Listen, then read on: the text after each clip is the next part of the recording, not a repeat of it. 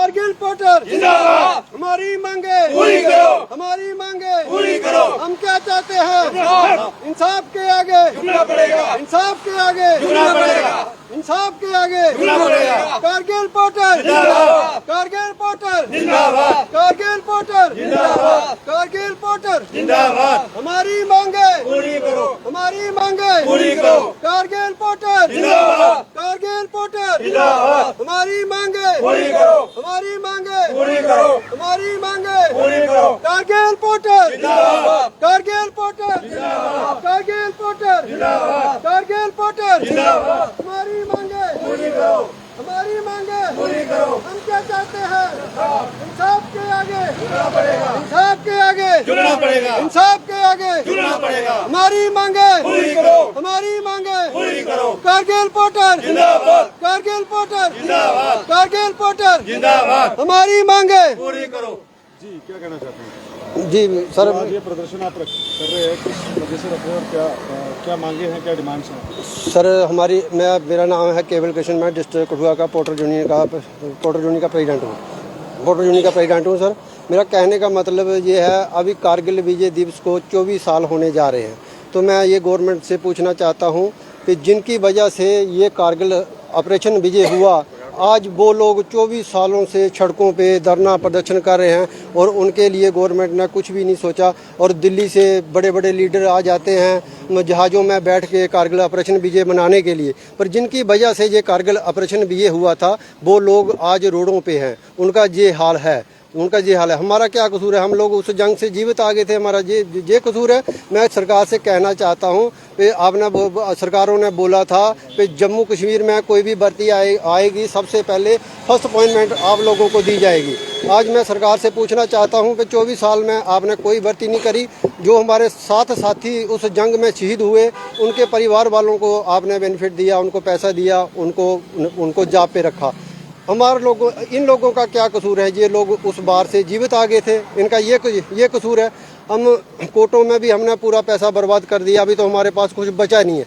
और इस बार हमारी प्लानिंग है भी, जो भी दिल्ली से मिनिस्टर आता है, डिफेंस मिनिस्टर आता है, राजनाथ सिंह जी आते हैं या प्रधानमंत्री जी आते हैं, हम ये अपनी बात उनके आगे रखना चाहते हैं कि जिनकी वजह से ये कारगिल ऑपरेशन विजय हुआ था, आज वो लोग 24 साल से धरना प्रदर्शन रोडों पे घूम रहे हैं। हमारा कितनी देर होगी आपको ये लड़ाई लड़ते हुए?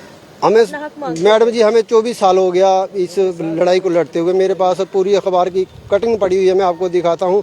सर्टिफिकेट है मेरे पास, जिस कर्नल ने हमें भर्ती किया था उससे सर्टिफिकेट है हमारे पास कारगिल ऑपरेशन विजय का सर्टिफिकेट है हमारे पास, पूरा प्रूफ है। तो मेरे को शरे भी लगे हैं, 21 टांके मेरी टांग पे हैं उस समय जब पाकिस्तान से गोला गिरा, और उसके शरे निकलते हैं। बहुत से लोग एजड हैं, मैं अकेला नहीं हूँ, बहुत से मेरे साथी जो एजड हैं। वो देखो इन गवर्नमेंटों का साफ साफ देखो कि जब इनका ये काम निकल गया कि डिमांड करते हैं एडमिनिस्ट्रेशन से? हम एडमिनिस्ट्रेशन से ये डिमांड करते हैं भी इन गरीबों के लिए भी कुछ ना कुछ सोचा जाए। अगर कश्मीर में कोई पत्थर मारता है, कोई रफल उठाता है, आप बोलते हो भाई आप रफल छोड़ दो, आप पत्थर छोड़ दो, हम आपको जवाब दे देंगे। पर इन लोगों का क्या कसूर है? ये लोग उस हिंदुस्तान के लिए अपनी जान की बाजी लगाने के लिए तैयार थे कि हम इस हिंदुस्तान की धरती को पाकिस्तानियों को यहाँ पे घुसने नहीं देंगे, मर जाए। दिवस भी आने वाला है, तो उसके लिए क्या कहेंगे? हम यही अपनी डिमांड रखना चाहते हैं, तभी तो हमने ये मुद्दा उठाया। अभी कारगिल विजय दिवस आ रहा है तो हम अपनी बात रखते हैं। जब भी कारगिल विजय दिवस आता है तो हमें वही जुनून आ जाता है कि हम आज जंग में हैं। इस समय हम जंग में थे, ये 26 जुलाई महीने में जंग चल रही थी तो हम बार में थे। जब 26 जुलाई आता है तो हमें ऐसा लगता है कि हम अभी भी अपना मिशन लेके जा रहे हैं पोस्टों पे सेना के लिए, और हम ऐसा महसूस करते हैं। तो देखो इन गवर्नमेंटों का हाल देखो कि हमें आज तक इतना धरना प्रदर्शन करते हो गया, कोर्टों में इतने पैसे भी बर्बाद कर दिए, सब कुछ अपना नष्ट कर दिया, और इन्होंने हमारे लिए आज तक कुछ भी नहीं सोचा। ये इन गवर्नमेंटों का हाल है। इन्होंने देखो जब हमने अपनी पोस्टें वापस ले ली, पाकिस्तान से अपनी पोस्टें वापस ले ली हमने, अपने झंडे लहरा दिए। तो इन गवर्नमेंट ने सोचा भाई जितने आर्मी वाले मरने थे ये मर गए, जितने ये पोर्टर मरने थे बैकस्पोर्ट वाले ये मर गए। तो अभी कभी कोई आ जाता है दिल्ली से यहाँ कारगिल विजय दिवस मनाने के लिए, तो मैं गवर्नमेंटों को ये कहना चाहता हूँ कि जिनकी बदौलत ये कारगिल ऑपरेशन विजय हुआ है उनका आपने ये हाल किया है और आम लोगों का आप क्या हाल करोगे। जैसे ये बीजेपी PHE वालों का जो मैटर है, ये कहते हैं भाई ये बैकडोर एंट्री है।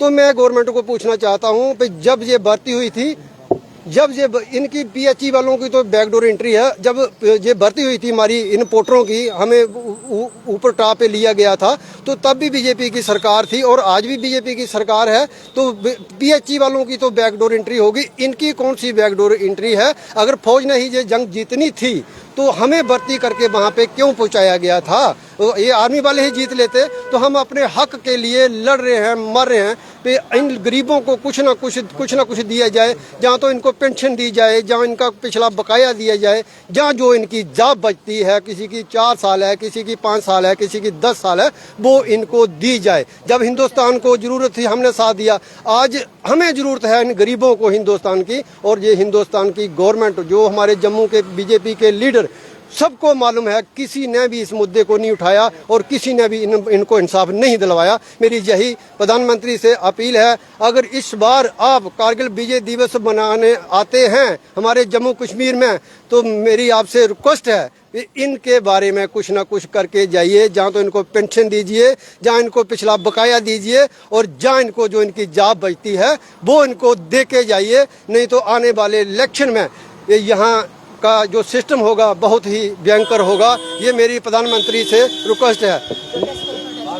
भारत माता की जय, भारत माता की जय, भारत माता की जय, भारत माता की जय, भारत माता की जय। वंदे मातरम, वंदे मातरम, वंदे मातरम, वंदे मातरम, वंदे मातरम। हम क्या चाहते हैं? हम क्या चाहते हैं? इंसाफ के आगे, इंसाफ के आगे।